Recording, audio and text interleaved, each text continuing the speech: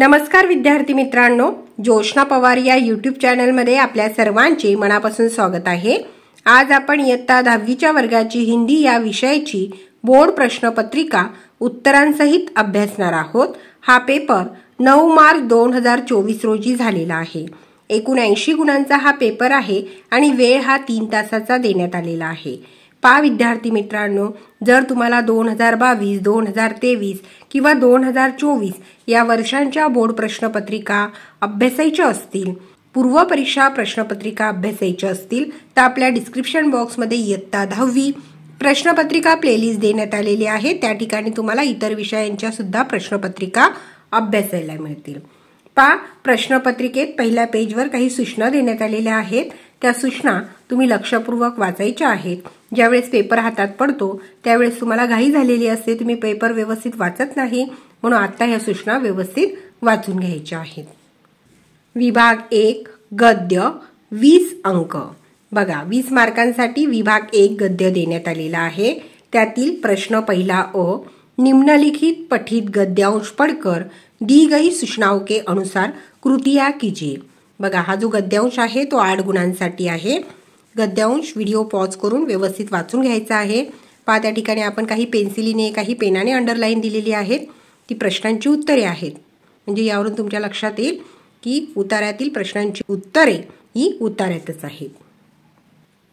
या ठिकाणी उतार्यातील पुढील भाग देण्यात आलेला आहे आणि उतार्यावर आधारित प्रश्न 1 निम्नलिखित वाक्य पूर्ण कीजिए 2 मार्कांसाठी।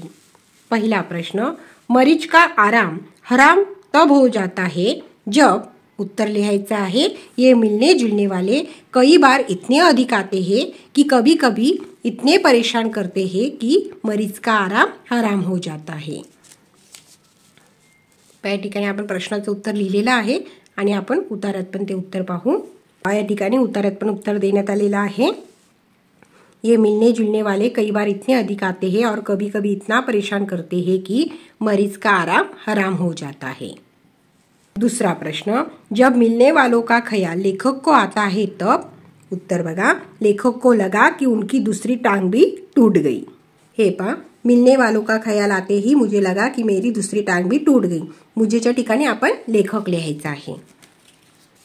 दूसरा प्रश्न, उत्तर लिखिए। 1 हमदर्दी जताने वालों की फिक्र करने वाला लेखक। 2 लेखक को परेशान करने वाले मिलने जुलने वाले। फिर मिलने जुलने वाले कौन होते हैं? परिचित, रिश्तेदार, मित्र। तीसरा प्रश्न, मरीज को मिलने के संबंध में यहाँ समय का बंधन पाला जाता है, जनरल वार्ड। चौथा प्रश्न, मरीज को इसके कारण नींद नहीं आती, उसका उत्तर है दर्द के मारे मरीज को नींद नहीं आती। तीसरा प्रश्न, गद्यांश में आई हुई एक समानार्थी शब्द की जोड़ी ढूंढकर लिखिए 1 मार्क के लिए। उत्तर है 1 फिकर ख्याल, दूसरा है समय वक्त।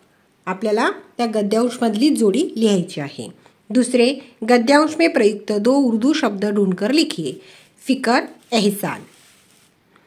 चौथा प्रश्न, आराम हराम है विषय पर 25 से 30 शब्दों में अपने विचार लिखिए 2 मार्क के लिए है।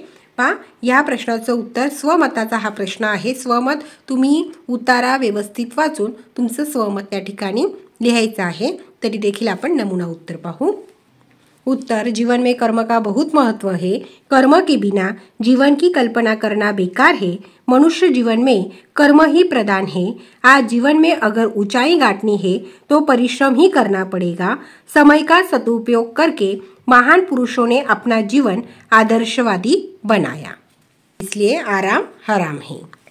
आ प्रश्न, निम्नलिखित पठित गद्यांश पढ़कर दी गई सूचनाओं के अनुसार कृतियां कीजिए 8 मार्क के लिए है। देखिए, आगे दूसरा गद्यांश दिया है, वह गद्यांश पढ़ना है और उसके आधार पर हमें कृतियां पूर्ण करनी है।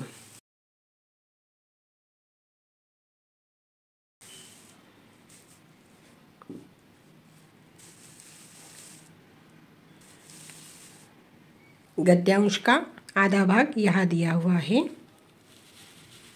उसके ऊपर कृतियां देखिए। उत्तर लिखिए 2 मार्क के लिए। 1 समाज में अपनी आजीविका बहुत से लोग इससे चलाते हैं, शरीर श्रम से। दूसरा, समाज में अपनी आजीविका थोड़े लोग इससे चलाते हैं, बौद्धिक श्रम से। तीसरा प्रश्न, आराम में रहने वाले लोगों के पास यह अधिक है, संपत्ति। और चौथा प्रश्न है, अनेक लोगों में इसकी आदत नहीं है, श्रम करने की। अनेक लोगों में आदत नहीं है।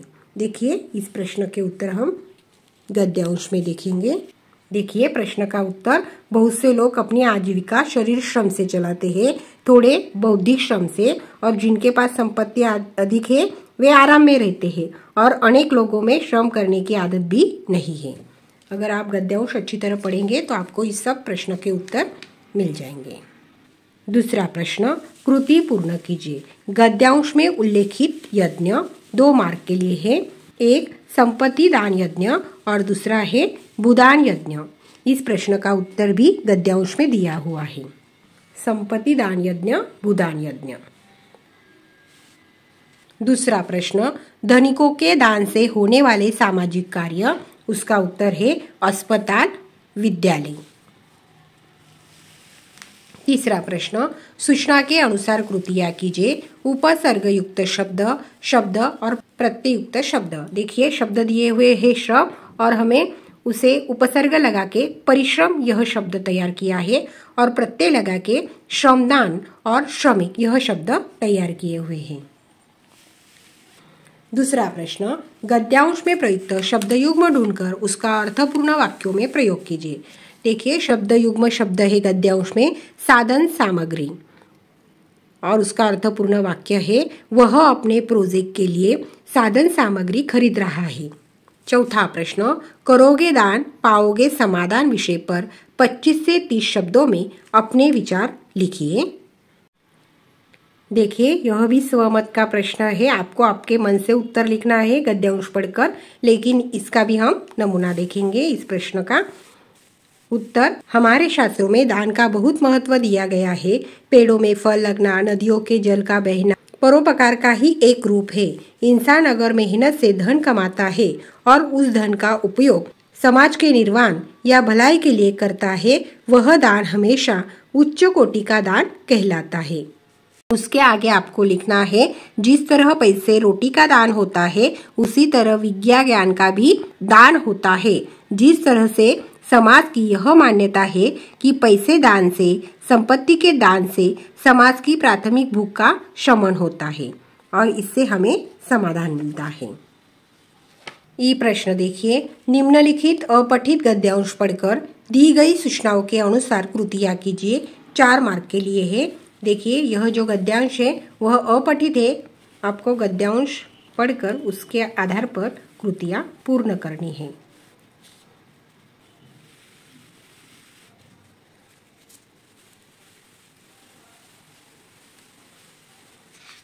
देखिए, आप गद्यांश का अच्छी तरह से पठन करेंगे तो आप सहजता से प्रश्न के उत्तर लिख सकते हैं।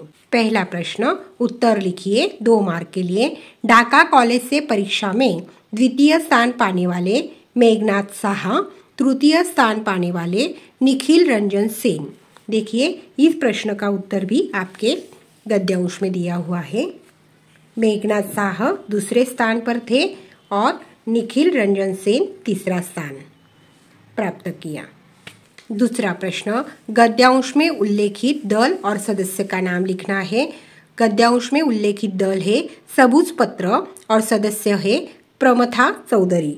देखिए, सबूज पुत्र नामक दल और दल के सदस्य प्रमथा चौधरी। दूसरा प्रश्न, ज्ञान देने से ज्ञान बढ़ता है विषय पर 25 से 30 शब्दों में अपने विचार लिखिए। देखिए, यह भी स्वमत का प्रश्न है। देखिए, यहाँ उत्तर दिया हुआ है, ज्ञान समाज की अति आवश्यक बात बन चुकी है। अगर समाज को अपने स्तर ऊंचा उठाना है तो लोगों को शिक्षित करना अनिवार्य हो जाता है। जिस तरह दीप जलाकर दीपमाला बनाते हैं, उसी तरह एक शिक्षित व्यक्ति अशिक्षित व्यक्ति को ज्ञान देकर इस प्रवाह को फैला सकता है। दुनिया का सबसे बड़ा दान विद्यादान माना गया है। विभाग 2 पद्य 12 मार्क्स के लिए है। उसमें से दूसरा प्रश्न, निम्नलिखित पठित पद्यांश पढ़कर दी गई सूचनाओं के अनुसार कृतियाँ कीजिए। 6 मार्क के लिए है। देखिए, यहाँ पद्यांश दिया हुआ है और उसके आधार पर हमें कृतियां पूर्ण करनी है। प्रश्न पहला, उत्तर लिखिए। वचन में सत्य, संचय में दान, भुजा में शक्ति, प्रतिज्ञा में टेव। इस प्रश्न का उत्तर भी हम पद्यांश में देखेंगे। देखिए, संचय में दान, वचन में सत्य, प्रतिज्ञा में टेव और भुजा में शक्ति। दूसरा प्रश्न, एक गद्यांश से विलोम शब्द की जोड़ी ढूंढकर लिखिए 1 मार्क के लिए। गद्यांश में से ही आपको विरुद्धार्थी शब्द की जोड़ी लिखनी है, संपन्न, विपन्न। दूसरा प्रश्न, निम्नलिखित शब्दों के वचन पहचान कर लिखिए 1 मार्क के लिए।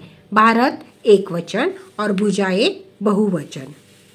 तीसरा प्रश्न, उपयुक्त पद्यांश की अंतिम 4 पंक्तियों का सरल अर्थ 25 से 30 शब्दों में लिखिए 2 मार्क के लिए। देखिए, अंतिम 4 पंक्तियां देखते हैं हम। अंतिम 4 पंक्तियां दी है, वही है रक्त, वही है शांति, जिए तो सदा इसी के लिए, निछावर कर दे हम सर्वस्व। यह 4 पंक्तियां हैं और इनका अर्थ हम देखेंगे। सरल अर्थ है, आज भी हम भारतीयों की धमनियों में उन्हीं पूर्वजों का रक्त प्रवाहित हो रहा है। आज भी हमारा देश वैसा ही है। आज भी भारतीयों में वैसा ही साहस है। भारतीय आज भी ज्ञान के क्षेत्र में सबसे आगे है। आज भी हम पहले के समान शांति के पुजारी हैं। देशवासियों में वैसी ही शक्ति है। हम उन्हीं आयों की दिव्य संतानें हैं। हम जब तक जिए इसी देश के लिए जिए। हमें इसकी सभ्यता और संस्कृति पर अभिमान है और हर्ष है कि हमने इस भूमि पर जन्म लिया है। यह हमारा प्यारा भारतवर्ष है। यदि कभी आवश्यकता पड़े तो इसके लिए अपना सर्वस्व भी न्यौछावर कर दे। इस प्रकार आपको इस 4 पंक्तियों का सरल अर्थ लिखना है। आ प्रश्न, निम्नलिखित पठित पद्यांश पढ़कर दी गई सूचनाओं के अनुसार कृतियां कीजिए। 6 मार्क के लिए है। पद्यांश को अच्छी तरह पढ़ना है और कृतियां पूर्ण करनी है।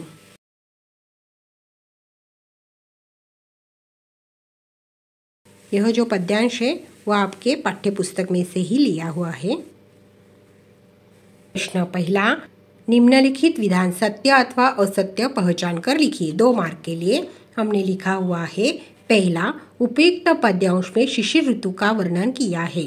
यह विधान असत्य है। दूसरा, श्री राम जी का मन डर रहा है, सत्य।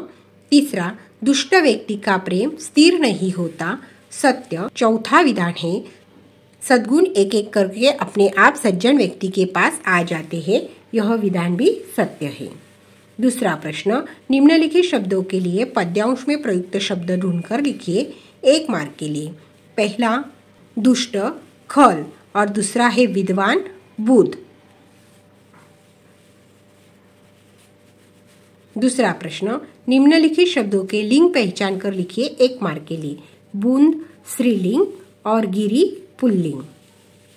तीसरा प्रश्न, उपयुक्त पद्यांश से क्रमशः किन्हीं 2 पंक्तियों का सरल अर्थ 25 से 30 शब्दों में लिखिए 2 मार्क के लिए। क्रमशः किसी भी 2 पंक्तियों का आपको अर्थ लिखना है। देखिए, हम पहले और दूसरे वाले पंक्ति का अर्थ देखेंगे। पहले 2 पंक्तियों का अर्थ यहाँ दिया हुआ है। कवि कहते हैं कि आकाश में बादल उमड़ घुमड़ कर भयंकर गर्जना कर रहे हैं। श्री राम जी कह रहे हैं कि सीता जी के बिना मेरा मन डर रहा है। बिजली आकाश में ऐसे चमक रही है जैसे दुष्ट व्यक्ति की मित्रता स्थिर नहीं रहती, यानी वह चमकती है और चमककर लुप्त हो जाती है। इस प्रकार आपको 2 पंक्तियों का अर्थ लिखना है। आगे का विभाग देखेंगे। विभाग 3 पूरक पठन 8 मार्क के लिए है। उसमें से तीसरा प्रश्न, अ, निम्नलिखित पठित गद्यांश पढ़कर दी गई सूचनाओं के अनुसार कृतियां कीजिए। 4 मार्क के लिए यह गद्यांश दिया हुआ है। देखिए, गद्यांश में ही उत्तर दिए हुए हैं। हमने उन उत्तरों को अंडरलाइन की हुई है।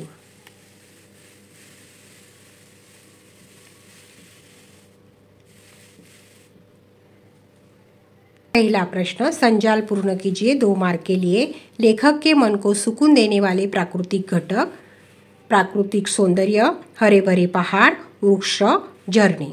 देखिए, इस प्रश्न का उत्तर गद्यांश में है।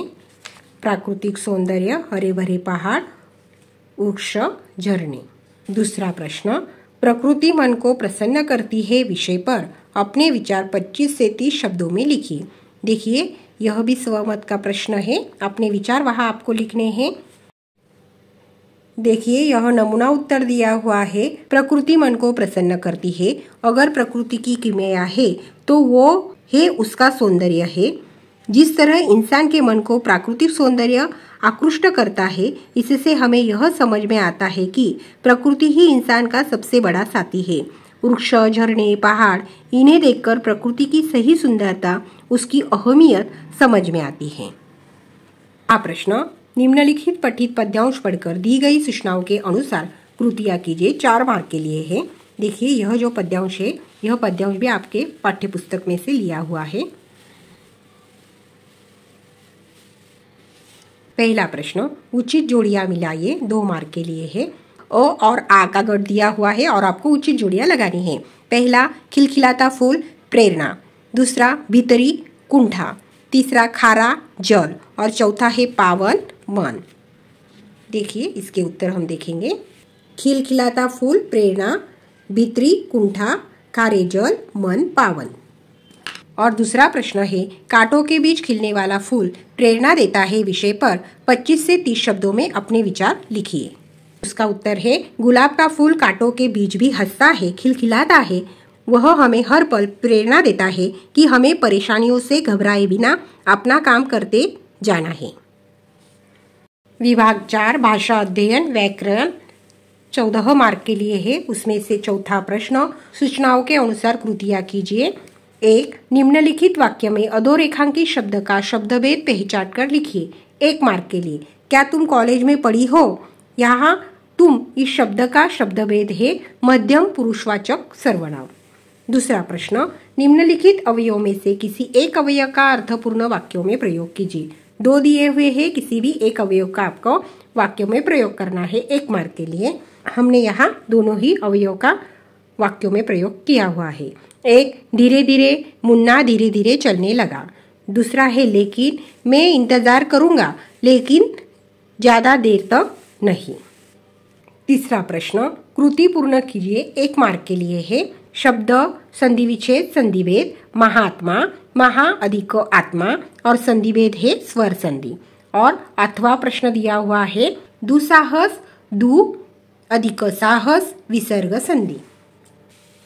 चौथा प्रश्न, निम्नलिखित वाक्यों में से किसी एक वाक्य की सहायक क्रिया पहचान कर उसका मूल रूप लिखिए। 1 मार्क के लिए हमने दोनों ही सहायक क्रिया का मूल रूप लिखा हुआ है। पहले, हम आगे बढ़ गए, सहायक क्रिया है गए, मूल क्रिया है जाना। दूसरा वाक्य, मैंने दरवाजा खोल दिया, सहायक क्रिया है दिया, मूल क्रिया है देना। 5वां प्रश्न, निम्नलिखित में से किसी एक क्रिया का प्रथम तथा द्वितीय प्रेरणार्थक रूप लिखिए। क्रिया चलना, प्रथम प्रेरणार्थक रूप है चलाना और द्वितीय प्रेरणार्थक रूप है चलवाना। दूसरा है मिलना, प्रथम प्रेरणार्थक रूप है मिलाना और द्वितीय प्रेरणार्थक रूप है मिलवाना। 6 नंबर का प्रश्न, निम्नलिखित मुहावरों में से किसी एक मुहावरे का अर्थ लिखकर वाक्यों में प्रयोग कीजिए। 1 मार्क के लिए।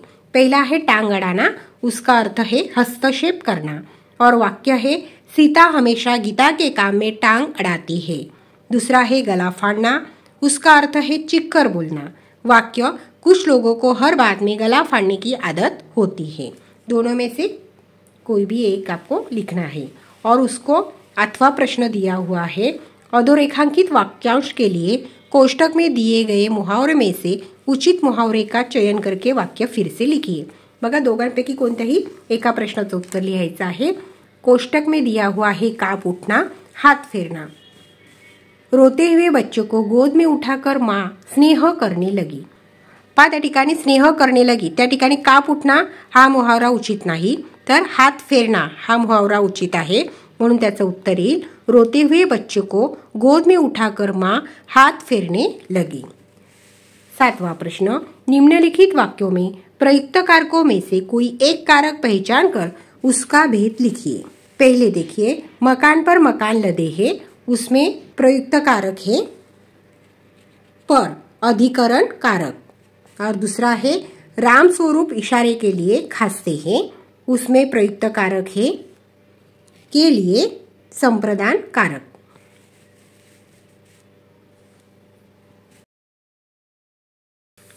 8वां प्रश्न, निम्नलिखित वाक्य में यथास्थान उचित विराम चिन्हों का प्रयोग करके वाक्य फिर से लिखिए। हाँ, मेरे पास बहुत से पत्र आते हैं। देखिए, हाँ के बाद आपको अल्प विराम देना है, बाद में दोहरा उद्धरण चिन्ह, आते हैं के बाद पूर्ण विराम और दोहरा उद्धरण चिन्ह पूर्ण करना है।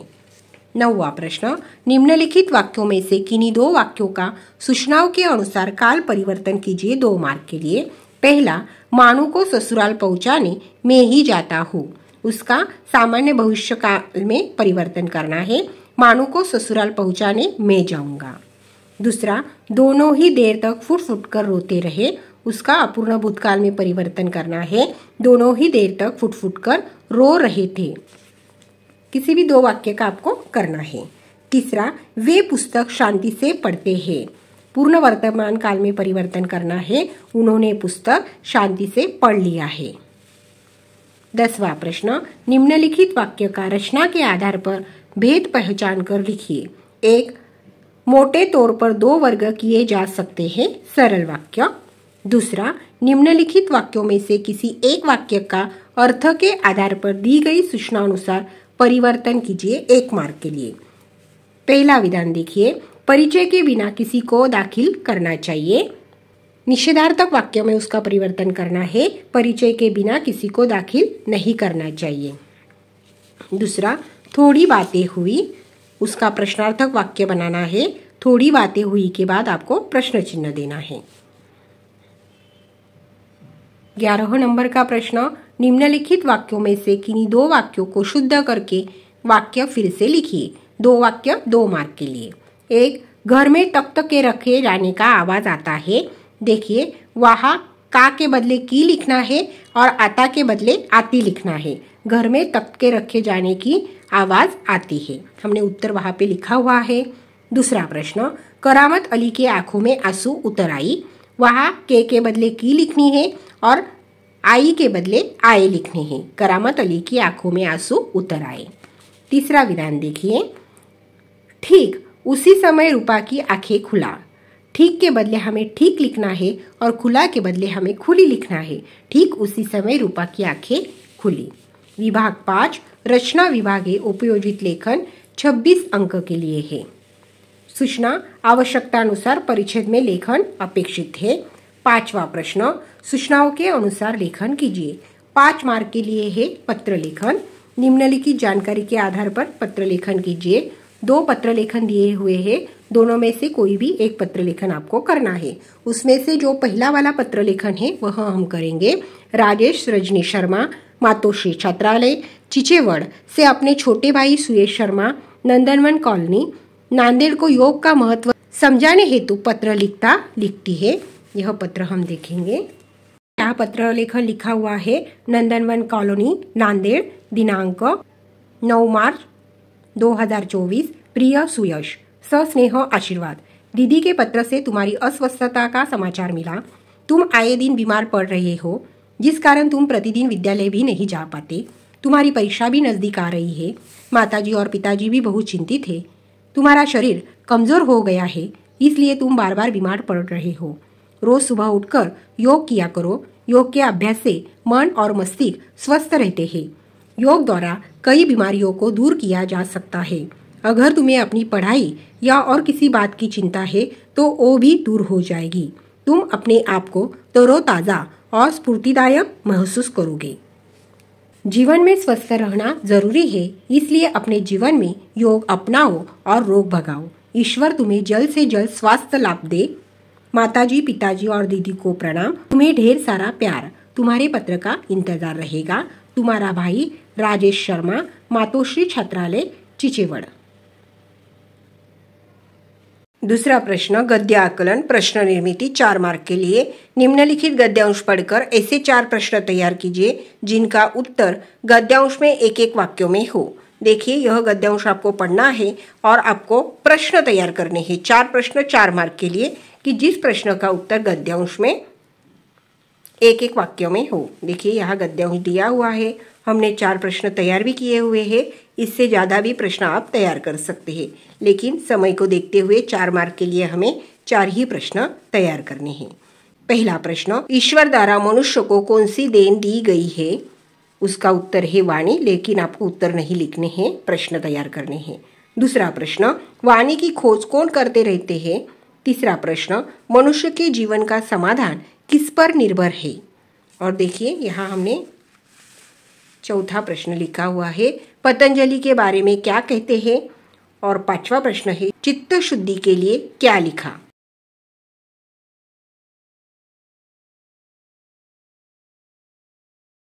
आ प्रश्न, वृत्तांत लेखन। गुरु कृपा विद्यालय भीड़ में मनाए गए स्वतंत्रता दिन समारोह का 70 से 80 शब्दों में वृत्तांत लेखन कीजिए।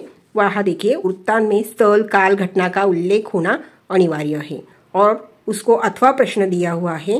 कहानी लेखन, एक तो आपको वृत्तांत लेखन लिखना है या तो कहानी लेखन लिखना है। हम वृत्तांत लेखन देखेंगे। वृत्तांत लेखन, गुरु कृपा विद्यालय में स्वतंत्रता दिन बड़े धूमधाम से मनाया गया। कार्यालय प्रतिनिधि द्वारा 16 अगस्त 2024 भीड़ गुरु कृपा विद्यालय के प्रांगण में कल 15 अगस्त को स्वतंत्रता दिन बहुत उत्साह से बड़े पैमाने पर बनाया गया। समारोह की अध्यक्षता विद्यालय के प्राचार्य श्री रमेश पाटिल ने की। समारोह का प्रारंभ सवेरे 7 बजे हुआ। सर्वप्रथम अध्यक्ष जी के हाथों से ध्वजारोहण किया गया। बाद में राष्ट्रगीत और राज्यगीत गाया गया। प्राथमिक कक्षा के बच्चों ने प्रतिज्ञा और संविधान का सामूहिक तौर पर वाचन किया गया। 9वीं और 10वीं के छात्रों की स्वतंत्रता दिन पर स्काउट गाइड की परेड हुई। सभी छात्रों ने विनम्रता से ध्वज को वंदन करते हुए बड़ी खूबसूरती से परेड की। परेड के बाद ध्वज गीत और गौरव गीत का गायन किया गया। इसी के साथ कवायत, लेजिम, देशभक्ति पर गीत गायन और नृत्य आदि कार्यक्रम संपन्न हुए। सभी ने बड़े जोश के साथ हिस्सा लिया। बाद में विद्यालय के ज्येष्ठ शिक्षक श्री जाधव सर ने अपना मनोगत व्यक्त किया। आखिर में अध्यक्ष महोदय ने बहुत ही अच्छा छात्रों को मार्गदर्शन किया। देवरे मैडम ने सभी का धन्यवाद प्रकट किया और साथ ही कार्यक्रम के समापन के साथ बच्चों को मिठाई दी गई। इस प्रकार आपको वृत्तांत लेखन करना है। दूसरा है विज्ञापन लेखन। यह प्रश्न नवंबर 2020 को भी पूछा हुआ था। निम्नलिखित जानकारी के आधार पर 50 से 60 शब्दों में विज्ञापन तैयार कीजिए। क्रीडा शिविर, स्थान, तिथि, समय, उद्घाटक, तज्ञ मार्गदर्शक, विशेषताएं, प्रवेश शुल्क, संपर्क पत्ता, यह सब आपके विज्ञापन में आना चाहिए। विद्यार्थी मित्रांनो, अशा प्रकारचं विज्ञापन तुम्हाला तैयार करायचं आहे। क्रीडा शिबिरचं खुशखबर क्रीडा युवा मंच की ओर से पुणे शहर में गांधी मैदान में भव्य क्रीडा शिविर का आयोजन किया जा रहा है। उद्घाटक सचिन तेंदुलकर जी, तज्ञ मार्गदर्शक माजी खिलाड़ू कोच एकनाथ पाटिल, विशेषताएं, तज्ञ प्रशिक्षक, खेल की जानकारी, क्रीडा साहित्य उपलब्ध, खेल के प्रति विद्यार्थियों में आनंद निर्माण करना। 5वां, खेल से संगठन कौशल्य बढ़ाना। 6 नंबर का, विद्यार्थियों की खेल में रुचि बढ़ाना। प्रवेश शुल्क सिर्फ 100 रुपये। समय सुबह 10 से शाम 4 बजे तक। दिनांक 5 मई से 15 मई तक। संपर्क और पत्ता गांधी मैदान, रेलवे स्टेशन के सामने, पुणे। और वहाँ श्री नाम लिखना है, जिनको संपर्क करना है उनका, और मोबाइल नंबर लिखना है। इस प्रकार आपको विज्ञापन तैयार करना है। ये प्रश्न है निबंध लेखन 7 मार्क के लिए। निम्नलिखित विषयों में से किसी एक विषय पर 80 से 100 शब्दों में निबंध लिखिए। 3 विषय यहाँ पे दिए हुए हैं। एक, किसान की आत्मकथा, दूसरा हमारी शेर, और तीसरा है यदि पुस्तकें न होती। उसमें से हम किसान की आत्मकथा इस विषय पर निबंध पढ़ेंगे। देखिए, यहाँ निबंध दिया हुआ है। निबंध में पढ़ूंगे नहीं, इससे हमारा वीडियो ज़्यादा बड़ा हो जाएगा। निबंध आपको खुद को पढ़ना है।